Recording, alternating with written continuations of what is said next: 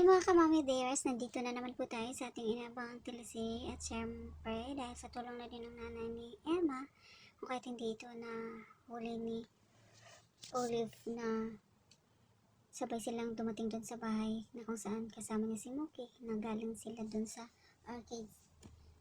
na sinamahan niya yung bata para maka-experience kung paano maglaro dun sa arcade. At ito na namang si Flor tamang dumating din ito at dali-daling tinulungan nito sila Emma at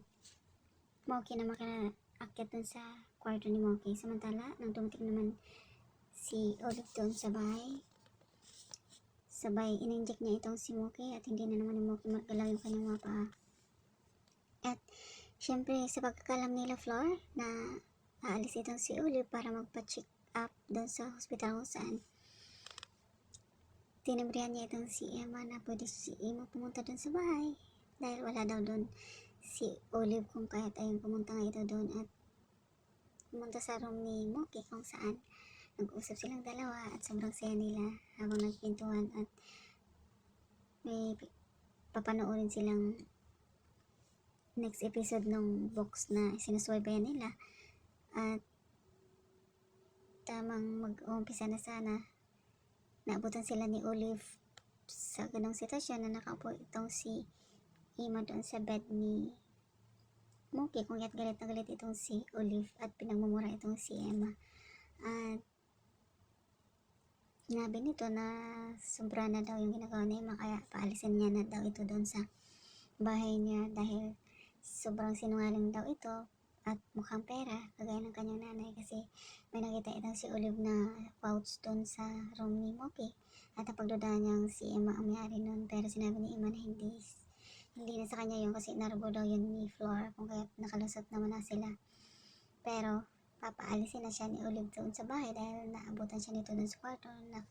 kung saan bawal na bawal siyang pumunta doon.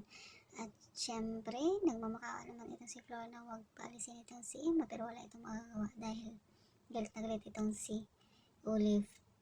At umuwi itong si Olive sa bahay nila, kung si Emma, sa bahay nila kung saan napansin ng kanyang nanay na malungkot siya at yun, sinabi niya ang lahat-lahat dito.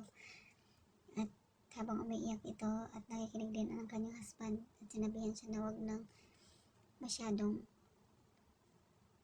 dibdibin ang nangyari dahil tapos na pero nagmamakaawa itong nanay niyang si nanay ni Mookie doon sa kay Olive na pabalikin itong si Emma kung kaya't ayan nakabalik ito doon sa mansion kung saan nangako ito na hindi niya na uulitin na pupuntahan si Mookie sa kwarto nito dahil syempre labandera lang talaga yung trabaho niya doon at hindi yung pag-aalaga kay Mookie. At napansin din ni Mookie na parang pag ina-inject siya ng kanyang mami mas lalong lumalala yung kanyang sitwasyon at nalaman din ni Mookie na hindi naman talaga siya allergy sa pistasyo kung kaya't nagdududa ito sa mga pinagagawa ng kanyang mami sa kanya kung kaya't ayun nakipagsagutan ito doon at pinaglaban ito si Emma dahil sa nangyari galit na galit itong si Olive dahil natuto na daw sumagot ang kanyang anak ng dahil sa kay Emma. At ayun na nga guys, abangan natin ang susunod na banata ang sobrang kasamaan ni Olive sa kay Mookie. I'm sure